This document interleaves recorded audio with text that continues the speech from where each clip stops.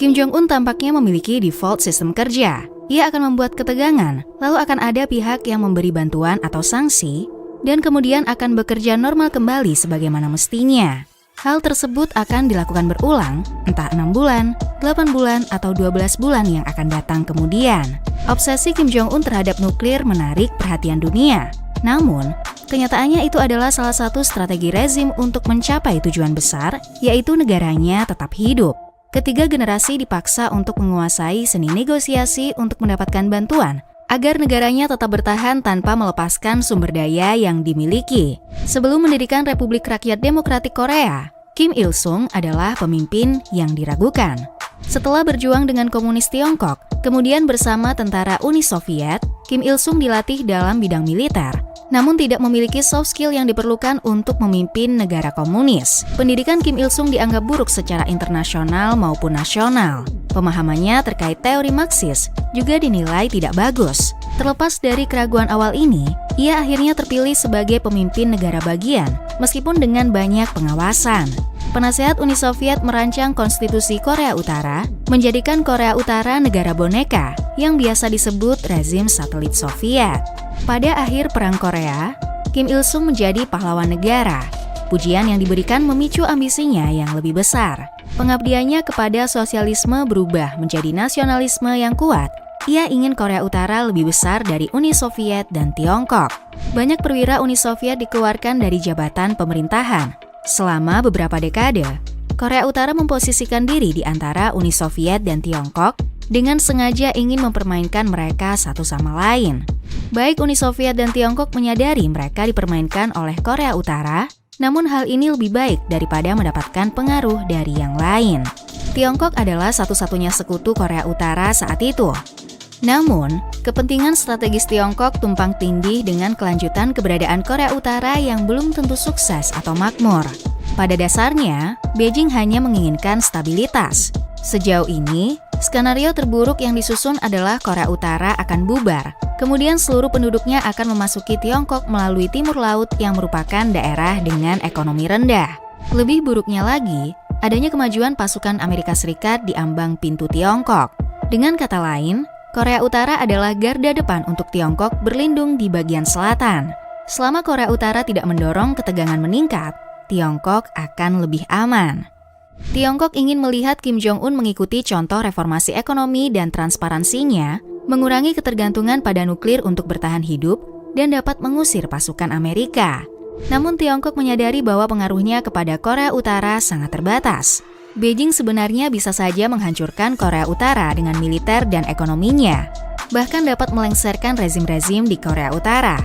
Namun Tiongkok hanya ingin stabilitas, sehingga membiarkan Korea Utara dengan pergerakannya yang terbatas. Ketika Kim Jong-un bertemu dengan Xi Jinping pada tahun 2018, Kim Jong-un terlihat mematuhi dan mencatat perkataan Xi Jinping. Secara historis, Tiongkok mengutuk uji coba misil Korea Utara dan mendukung sanksi PBB.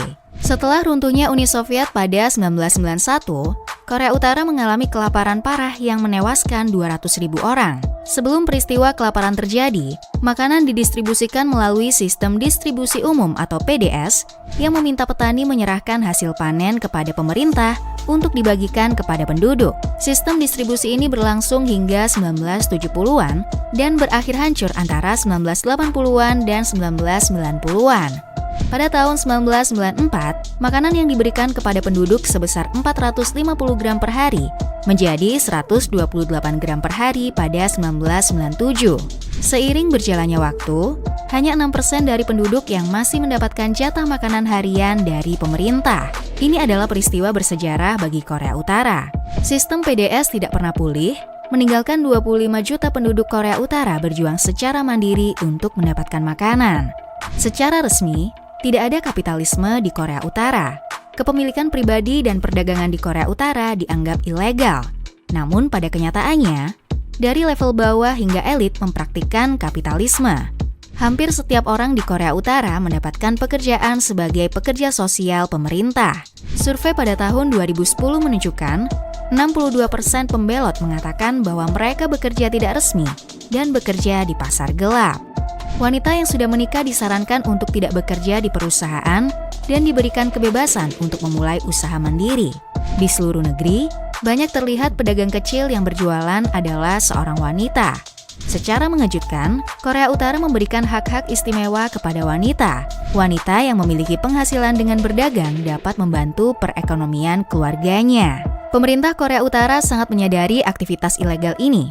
Namun untuk keluar dari bencana kelaparan yang berlangsung selama 3 dekade, pemerintah membiarkan pasar dan perdagangan swasta tetap berlangsung. Selain itu, sebagian besar perdagangan ini dilakukan semata-mata untuk urusan material, bukan politik. Sehingga pemerintah bersama-sama mengelola pasar melalui penegakan yang selektif. Contohnya adalah aturan 3 Agustus. Aturan ini memungkinkan seseorang untuk membayar biaya dan dibebaskan dari pekerjaan resmi. Uang kertas Korea Utara diperintahkan untuk ditukarkan pada tahun 2009 dengan batas 100.000 won per orang.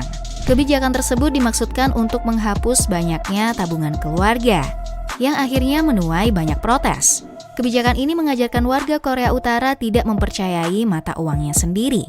Alhasil sebagian besar transaksi tidak resmi di Korea Utara menggunakan mata uang Yuan Tiongkok. Selama beberapa dekade, banyak kantor yang kekurangan sumber daya, bahkan ada beberapa kekosongan jabatan. Oleh karena itu, otoritas yang memiliki kepentingan untuk memulai bisnis akan menggunakan militer nasional sebagai jembatannya.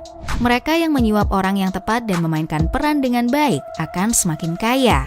Itu sebabnya, kehidupan di ibu kota Pyongyang terlihat sangat mewah dan normal, layaknya kehidupan negara lain.